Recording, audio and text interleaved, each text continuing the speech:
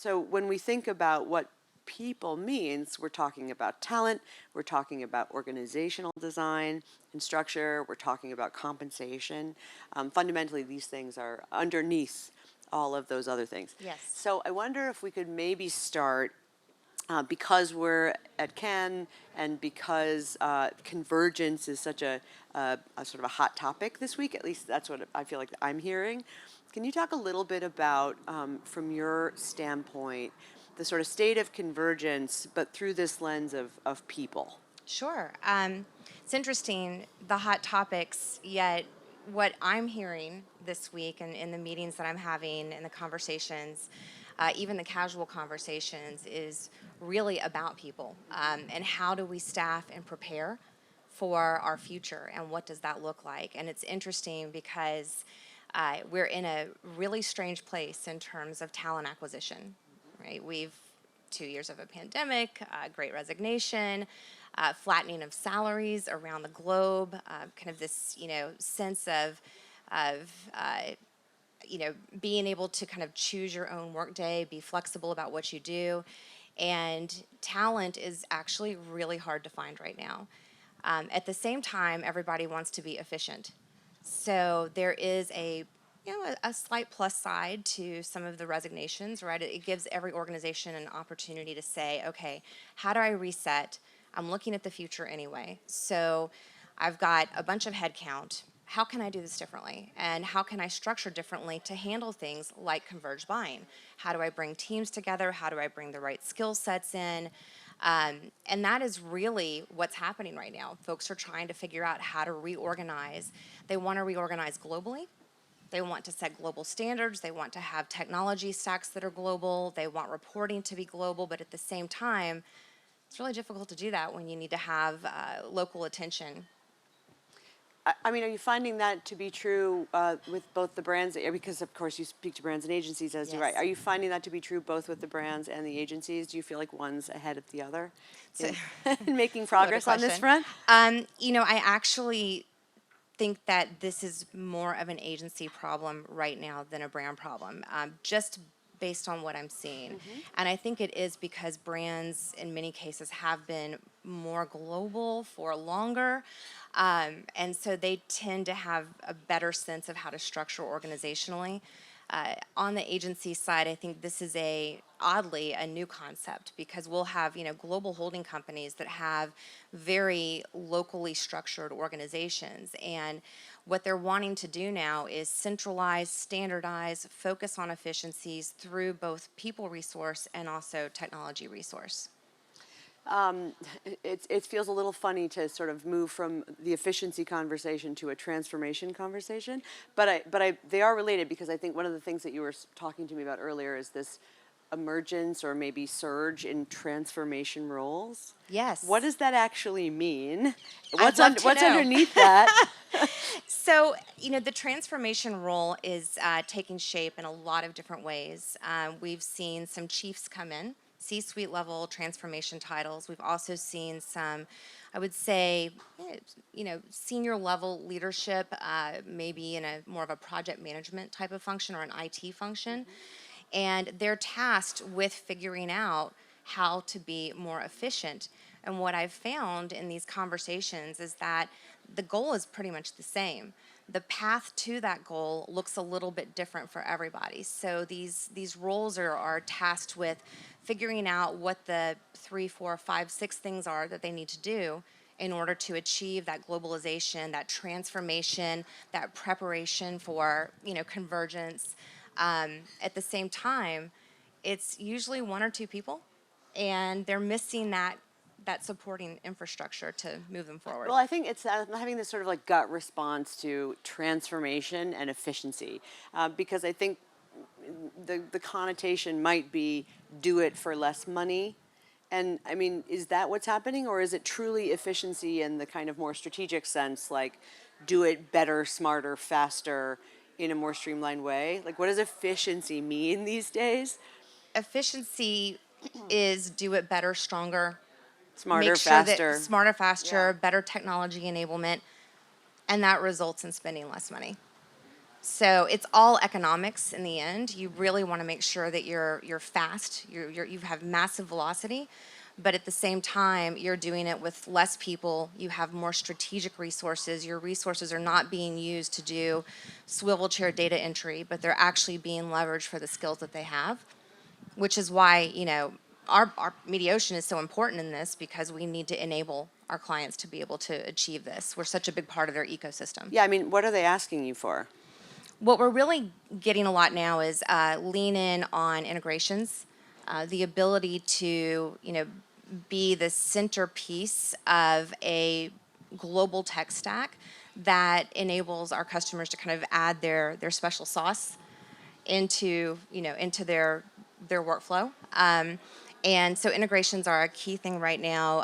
Of course, anything that we can do on the platform side, which we are working on with omnichannel, and have come a very long way in a very short amount of time, but anything that we can do to make the workflow a lot more efficient and reduce the number of entry points and reduce the number of manual processes. It's funny, it's a little chicken and egg, so if you build it, will they come? Do you feel like they are sort of ready for these kinds of approaches that are more connected, that are more omnichannel, that are more technology driven? Are you leading these horses to water? Or do you and I know that you love horses. Yeah, so. that was totally shameless. Let me get some water. Horses, water. All right. So, you know how when you're in line and you're waiting for something, it's that hurry up and wait thing. Like you rush to get somewhere and then you wait. Last night I went to Dua Lipa, which was amazing. Cool. Really amazing. And it's funny because while we're waiting, everybody's spread out and you're waiting and you're fine. And then the minute that you think she's coming on stage, there's this push to get forward.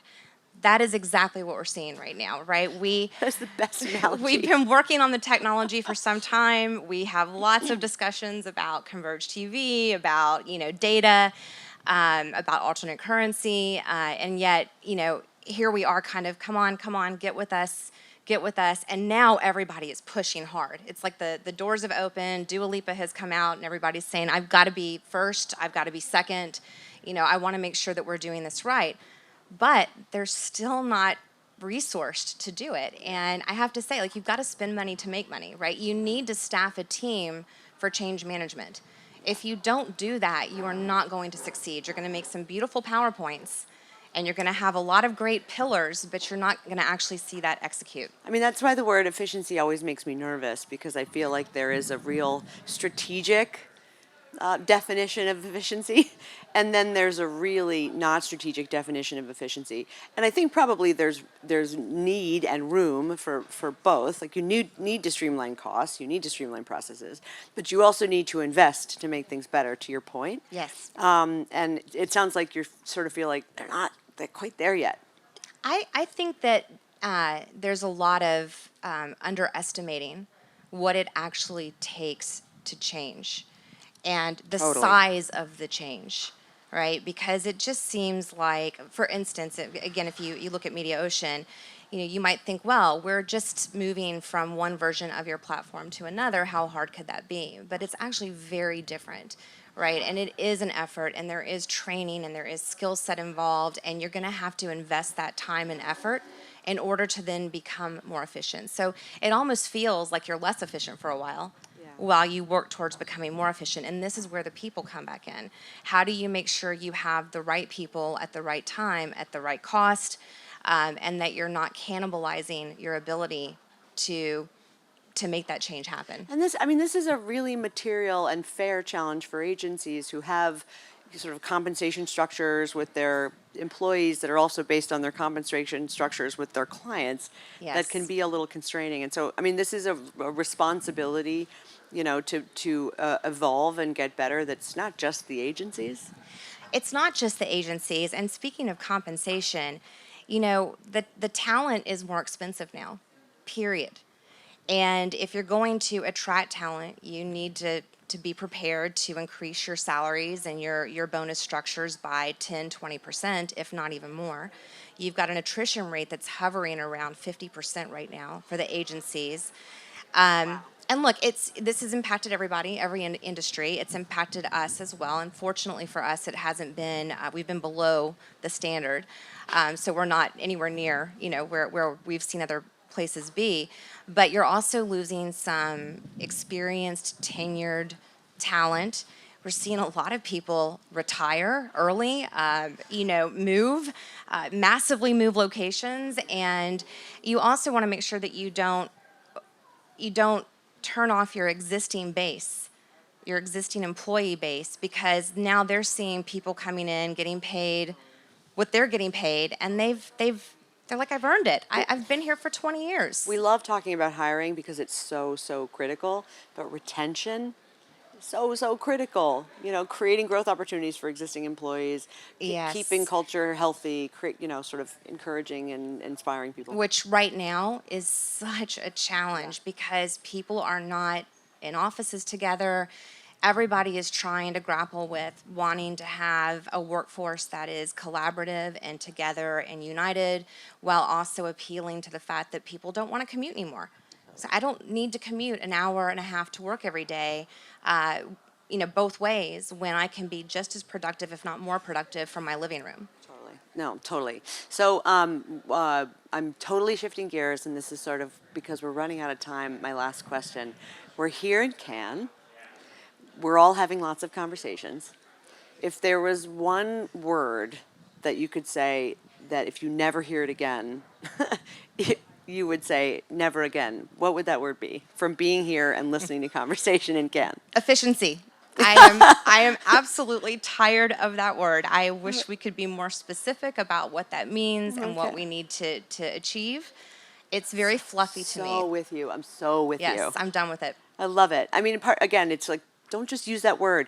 Tell me what you mean. Yes. Tell me what that means in practice. Exactly. Break it down and for tell me. Tell me how we can align to that, right? How can we actually make something happen that's beneficial for you? Totally. The next time someone says that to me in Cannes, I was going to say I'm going to throw a glass of rosé in their face, but that might be a little aggressive. That might be a I'm little just going to aggressive. say, can you please define that for me? Good. Do it. I'll do it as well. Perfect. We're on. We'll check Yes. back. We'll compare notes. Well, thank you, Stephanie, so Thank much. you so much. Super interesting. Thank you.